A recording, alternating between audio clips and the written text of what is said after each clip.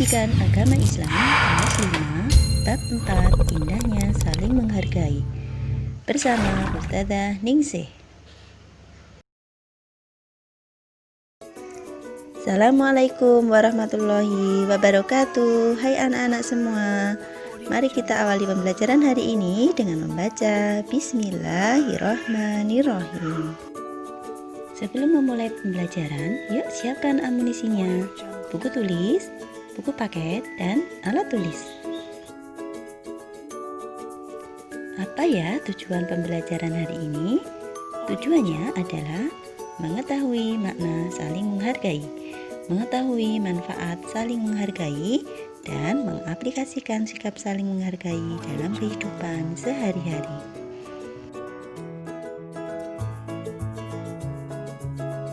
Kita ketahui bersama bahwa banyak sekali perbedaan di sekitar kita anak-anak. Ada perbedaan budaya, perbedaan agama, perbedaan warna kulit, dan juga ada perbedaan kaya dan miskin. Dan masih banyak sekali perbedaan di sekitar kita.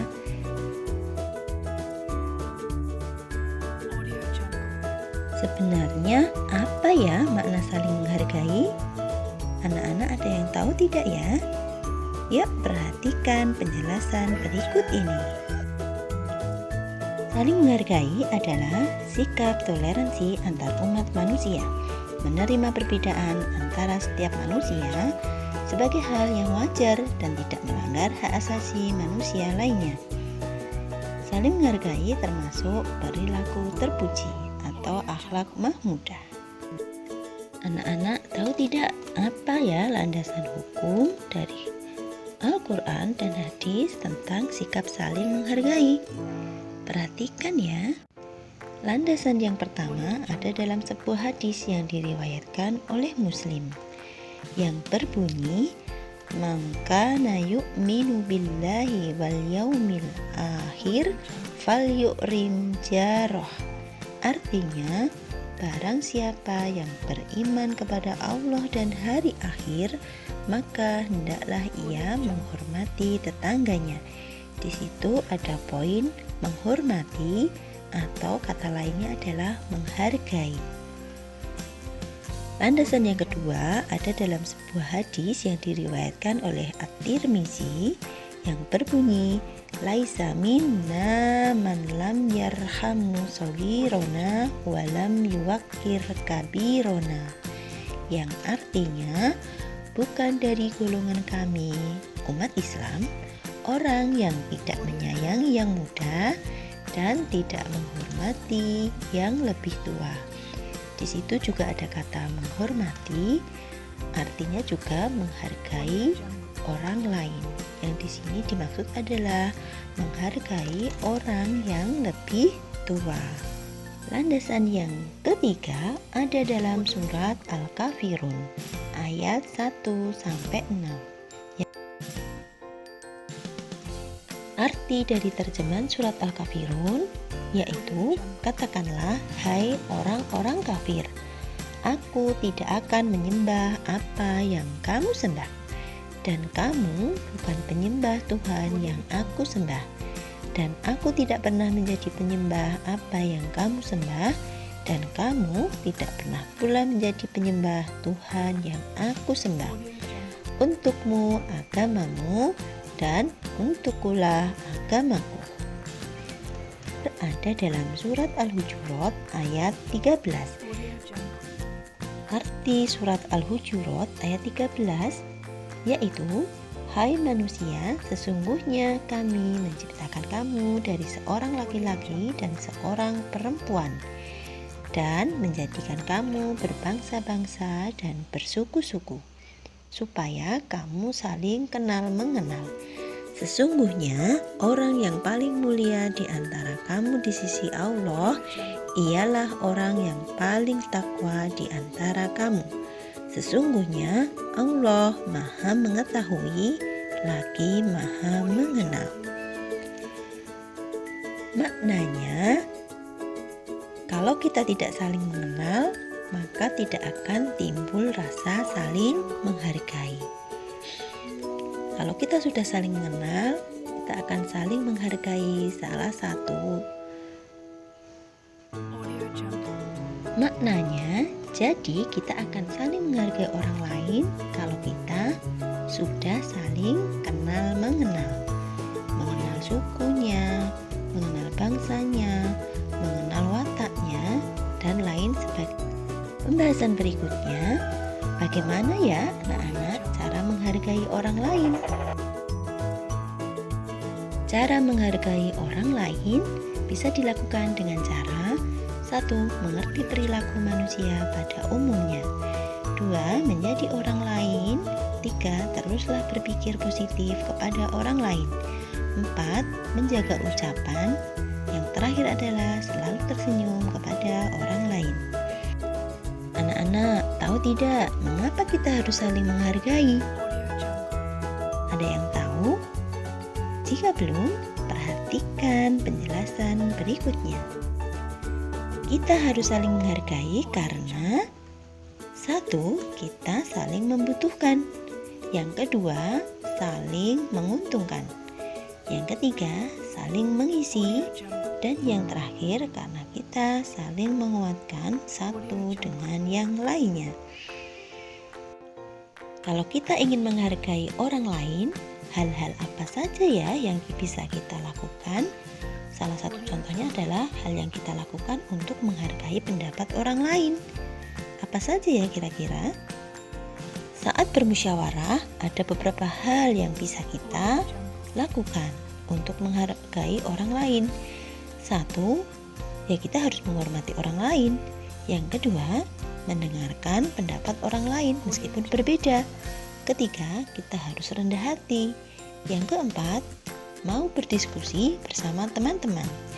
Yang terakhir, tidak ingin menang sendiri. Tadi kita sudah mempelajari tentang bagaimana cara menghargai orang lain. Sekarang, jika kita tidak menghargai pendapat orang lain, apa saja ya dampak-dampak yang akan ditimbulkan? Nih anak-anak, hal yang bisa ditimbulkan akibat kita tidak menghargai pendapat orang lain. Yang pertama, kita bisa ribut nih dengan teman-teman. Yang kedua, kita akan selalu merendahkan orang lain. Yang ketiga, kita tidak mau mendengarkan orang lain berbicara. Kita akan selalu merasa cuek. Yang keempat, kita akan selalu merasa menang sendiri dengan pendapat kita sendiri. Yang kelima, tentunya kita akan merasa paling pintar dibandingkan dengan teman-teman kita. Yang terakhir, kita akan selalu bersikap sombong. Pembahasan berikutnya yaitu bentuk-bentuk menghargai orang lain. Ternyata ada beberapa nih teman-teman. Contoh perbedaan pendirian. Di dalam agama Islam terdapat sedikit perbedaan dalam beribadah anak-anak. Misalnya dalam ibadah sholat subuh, ada yang melakukan doa qunut dan ada yang tidak melakukannya. Semua itu tergantung pada pendirian masing-masing. Pendirian inilah yang harus kita hargai karena semua ada tuntunannya. Yang paling penting adalah dilaksanakannya sholat subuh sesuai dengan tuntunan Islam yang diyakininya secara khusyuk dan tumainah. Bisa jadi ya mereka yang berkunut dan yang tidak berkunut tetap saja sah sholat subuhnya karena mereka mempunyai pedoman masing-masing, sehingga kita harus saling menghargai. Untuk menghargai yang kedua adalah menghargai keyakinan.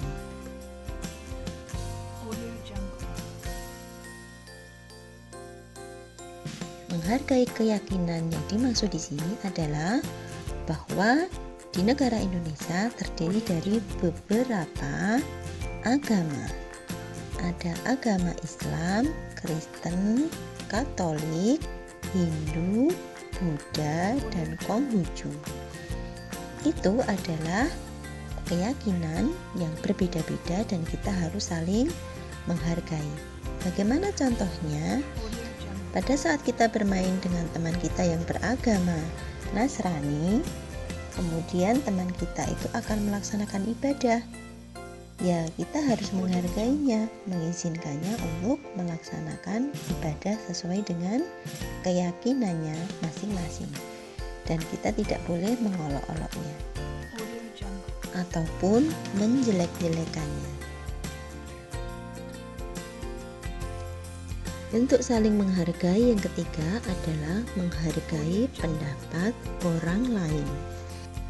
Bentuk menghargai pendapat orang lain biasanya kita terapkan dalam kehidupan sehari-hari. Contohnya dalam bermusyawarah atau kalau sebagai seorang siswa dalam belajar kelompok. Tentunya ada pendapat yang berbeda satu dengan yang lainnya. Agar tercipta suasana yang tenang dan damai, salah satu kuncinya adalah ya kita harus saling menghargai pendapat orang lain yang berbeda dengan pendapat kita. Pembahasan terakhir pada pertemuan keempat ini adalah manfaat saling menghargai. Apa saja ya manfaatnya jika kita sudah menerapkan perilaku saling menghargai? Manfaatnya adalah 1.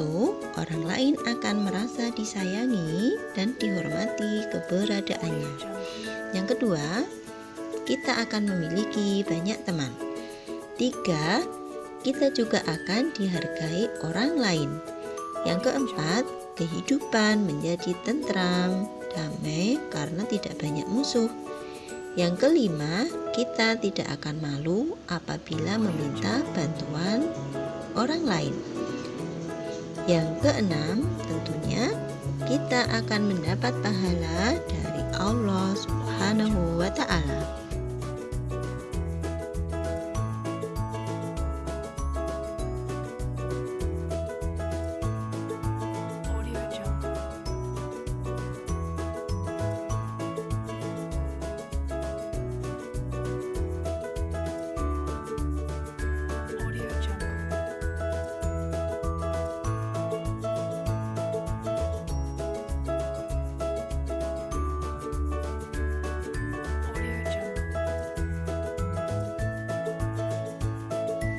Anak-anak, alhamdulillah pembelajaran di pertemuan keempat sudah selesai. Semoga kita semua mendapatkan manfaat dari pembelajaran hari ini. Tentunya kita harus saling menghargai antar sesama di sekitar kita. Insya Allah kita dipertemukan kembali di pertemuan berikutnya bersama Ustazah Ningsih. Assalamualaikum warahmatullahi wabarakatuh.